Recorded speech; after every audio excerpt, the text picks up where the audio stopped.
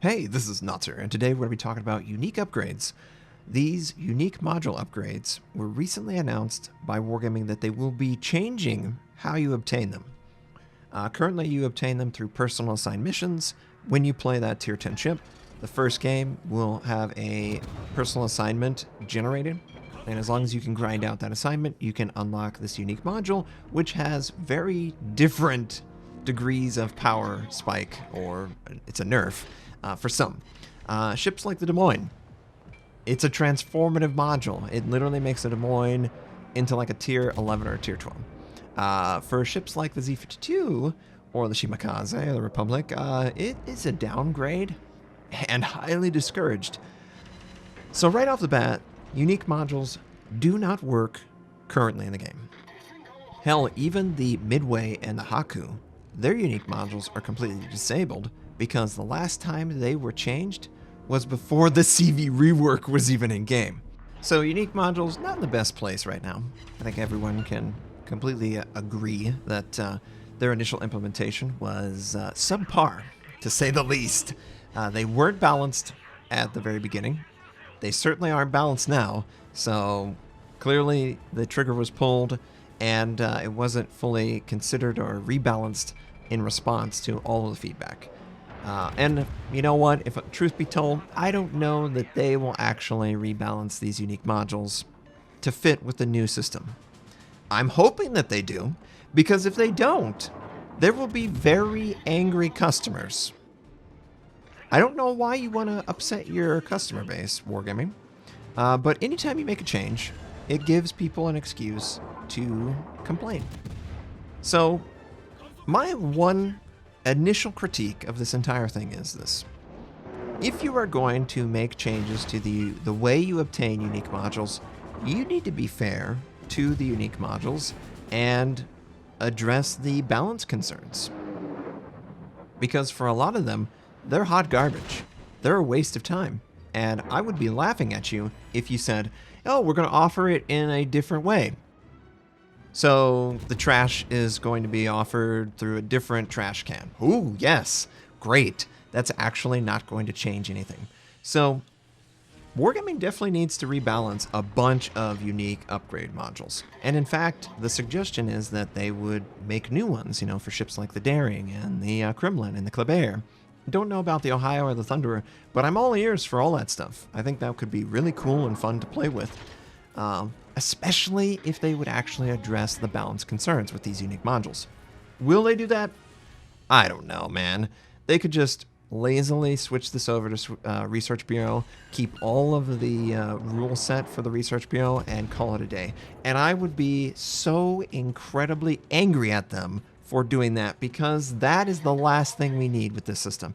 We actually need it to grow and improve, not to change forms and still be doing the exact crap that it's always been doing. First of all, that's my absolute 100% initial opinion on this. Great. This should mean that we will actually get addressed concerns with the balance of these unique modules. That's what I'm hoping. Whether it actually happens remains to be seen. Other announcements that they made. These unique modules, since they will be tied into the Research Bureau section of the game, they will no longer be obtainable through personal missions. And a part of me is like, yeah, well, of course. But another part of me is like, wow, how long of a warning were you intending to give? Because the initial announced date was that these combat missions would cease to be obtainable once 9.1 is released.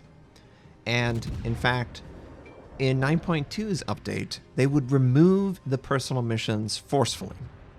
I have heard that Wargaming extended out the time frame to include basically 2020, but I don't see that written here in this article. I don't know where that information exists at, but that's what I've heard. But based on this announced date, February, early part of February, March, that's not a lot of warning, guys. I thought we were going to get 3 to 6 months. We're basically getting a month and a half worth of warning on this initial date. Why would you make that post with so little warning during the biggest grind that this game's ever had and during the holidays where people are grinding. Like, you really think I can focus on getting access to some of these unique modules on top of trying to get access to Puerto Rico, the grid scene, all this stuff? Really? Really? Oh, yeah, and rank play. Oh, we're going to have another rank play.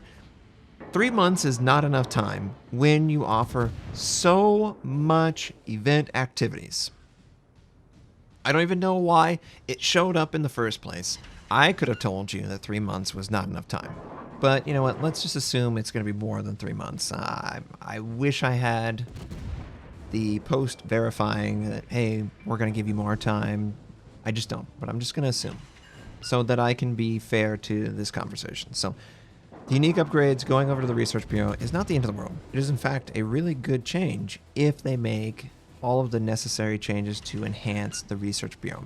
Now, I have a wet dream that Research Bureau would not remove the ship from my inventory and, in fact, instead require that I earn the necessary XP to equivalent unlock it. I would love that change. I don't think they're going to make that change because they haven't made the change since it came out, so I don't think they're going to. But man, I would be so much more enthusiastic to participate in the Research Bureau if that one change was made. Another change that I would love is removing the 5 tier 10 limitation. I think it should just be 1. I don't know why there's a 5 ship limitation, especially if you're tying in unique upgrades to the system. Because you're tying in unique upgrades, and I'm assuming based on the language, we're going to revamp existing upgrades and add new ones in the future. Stay tuned for more news. That would suggest to me the ideas are not concrete. You don't intend to schedule focused developer time to address the glaring imbalances that exist to this day with unique modules. And in fact, it sounds like you're just going to move them over to the Research Bureau, and when you got time, you'll address it, but you're not going to put too much effort towards it. To me, that is a missed opportunity. You really need to address a lot of these core issues with the unique modules. They're not side grades. They are upgrades or they're downgrades. I have not seen a side grade one of them yet, and I would love to see that. I would love for all of them to have a legitimate place in the game. But I don't feel like that's the case, and I certainly fear that that's going to continue with the Daring and the Kremlin and the Kleber. One might get a legendary module that just makes it frickin' broken, and we're stuck with that frickin' brokenness, or it might be a legendary module that's completely worthless. That doesn't feel good either. So the balance of the unique modules really needs to be addressed in order to really make sure that this system shines. But if you do address this system, it has a lot of potential. Tying it into the Research Bureau, they could upgrade, they could add modules as a part of patches. It could be, maybe you could have more than one unique module available. The Des Moines has a unique module for slot 6, but what if it had a unique module for slot 5 or 4 or 2 or 1? And you could decide, maybe you could only use one unique module at a time. Maybe that's the trade-off. But there could be multiple versions of modules that are equipable to the same ship, and they would offer completely different gameplay enhancements. I mean, that is really what is on the table here.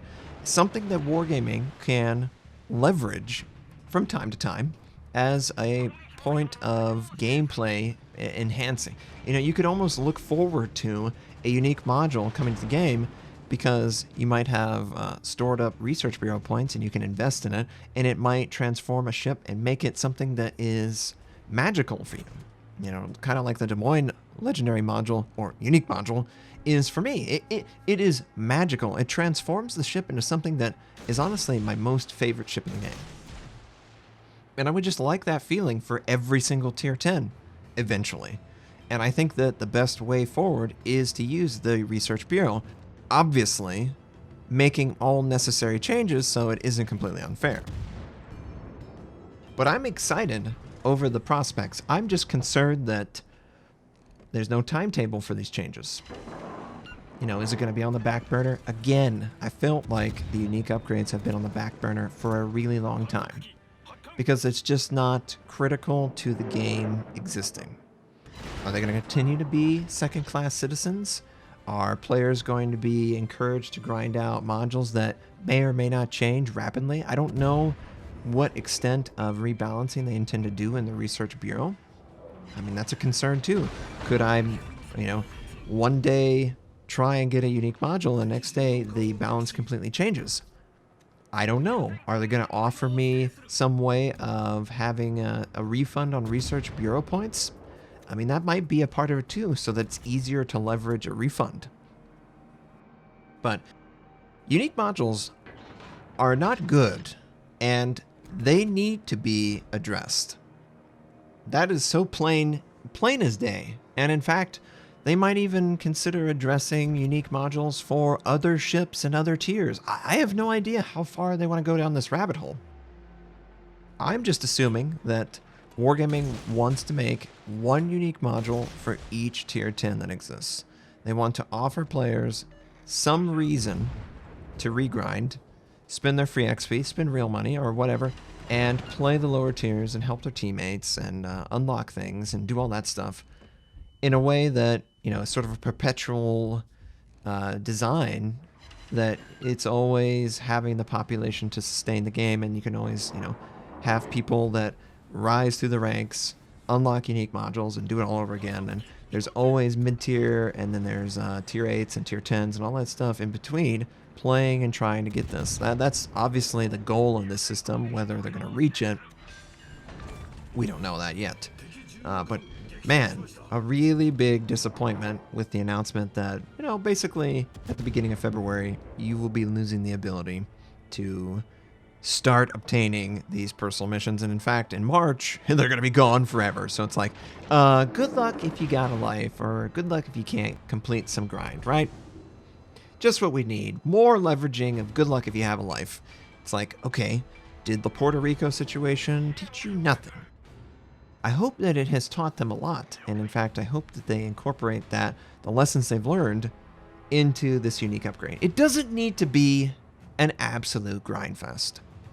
You don't need to make it where I have to unlock 3 and 4 and 5 and 6 lines fully reset.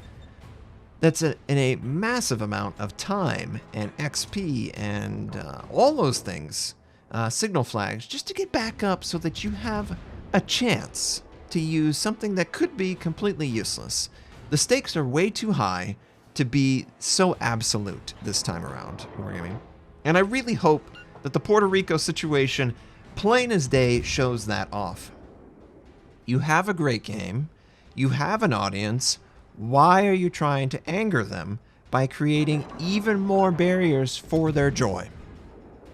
Can't you just, for once, create a system that is fair to the players?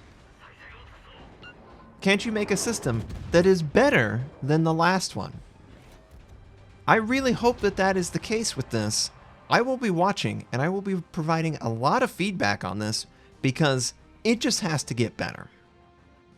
There's no excuse for this not improving. This is the perfect opportunity to address an issue that has existed since their inception. They have literally been broken since the very beginning, and I am so tired of it existing in the game that way. And I'm sorry if the rant is just too much for you guys. It's just the truth, man. I mean, I look at the Des Moines upgrade, and then I compare it to something like the Z52, and I go, Wargaming, what happened? Do you just not like the Z52? Do you prefer the Des Moines? I mean, why? Thanks for watching. If you'd like to check out more of my content, you can click the most recent or the most relevant uploads. You could also choose to subscribe to my channel. We do daily World War II videos, first impression, how-to, news, and review related. My North American recruit invite is on the screen. You can take advantage of that. I stream at twitch.tv/Notser. Thank you, have a wonderful day, and I'll catch you next time.